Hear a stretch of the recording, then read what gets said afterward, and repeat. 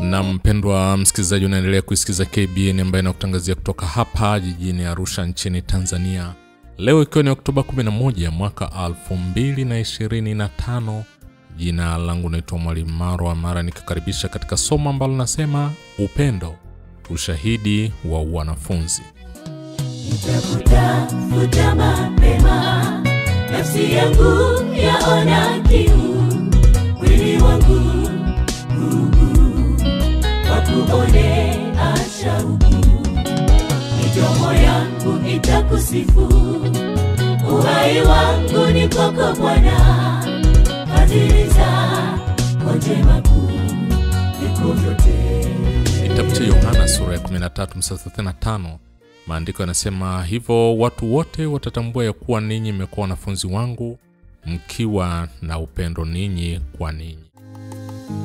Kwenye malango nitakaposimama, masumbufu huzuni zimepita, sauti ya Bwana vyema mtumwa mwema, zuri ya ajabu itasikika. Katika mkutano huu wa mwisho na wanafunzi wake, matamanio makubwa ambayo Kristo alielezea kwao yalikuwa kwamba wapendane wao kwa wao kama alivyowapenda.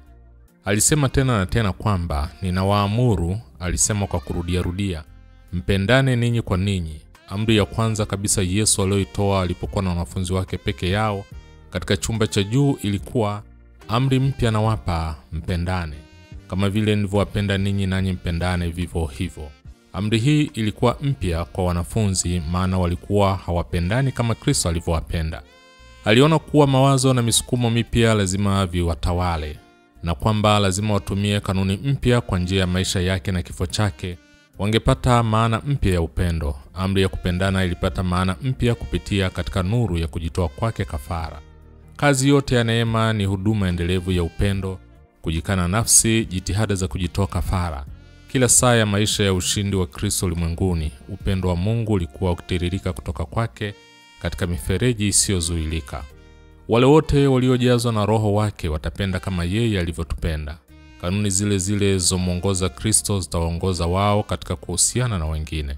Upendo huu ni ushahidi wa wanafunzi wao. Yesu alisema, hivyo watu wote watatambua ya kuwa ninyi mmekuwa wanafunzi wangu mkiwa na upendo ninyi kwa ninyi. Watu wanaposhikana pamoja bila kulazimishwa au kwa matakwa binafsi bali kwa upendo, huonesha kutenda kazi kwa mvuto ulio juu kuliko kila mvuto wa kibinadamu. Palipo na huu moja ni uthibitisho kuwa sura ya Mungu inarejeshwa ndani ya mwanadamu na kwamba kanuni mpya ya uzima inakuwa imepandikizwa. Inaonesha kuwa kuna nguvu katika asili ya uungu ya kustahimili mawakala wenye nguvu za uovu, na kwamba neema ya Mungu hushinda ubinafsi uliorithiwa katika moyo wa asili. Upendo wa jinsi hii ukionekana kanisani utamsha ghadhabu ya shetani.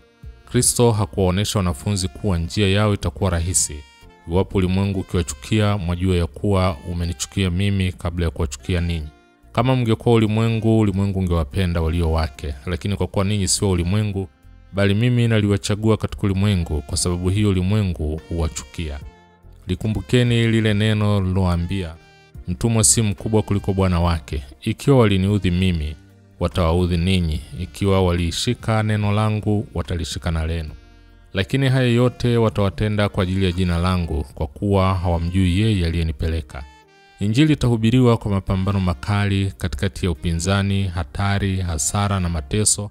Lakini wale wanaofanya kazi hii wanazifuata tu nyayo za Bwana wao.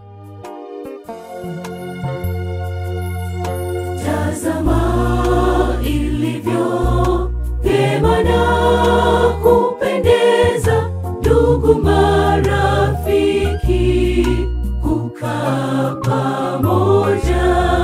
Ni upendo wa Kristo uletao umoja, ni agizo lake Mungu tupendane.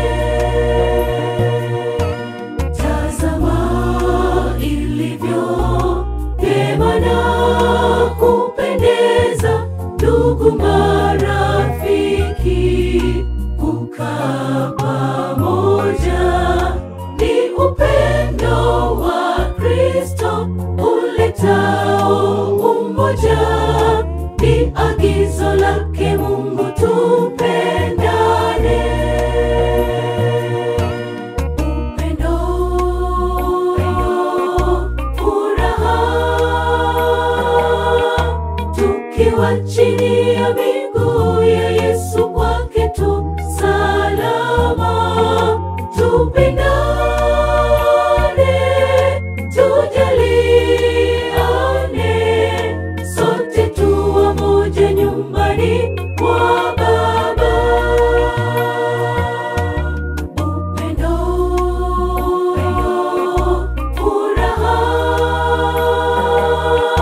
tukiwa chini ya miguu ya Yesu, kwake tu salama. Tupendane, tujaliane, sote tu wamoja nyumbani mwa Baba.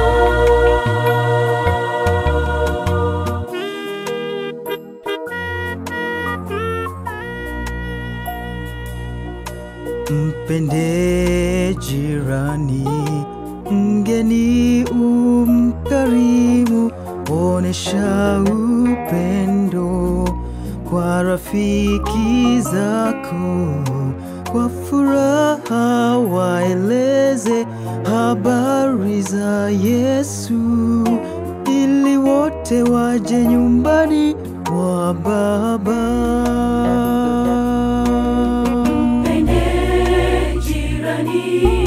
Mgeni umkarimu, onesha upendo kwa rafiki zako. Kwa furaha waeleze habari za mbinguni, ili wote waje nyumbani mwa Baba.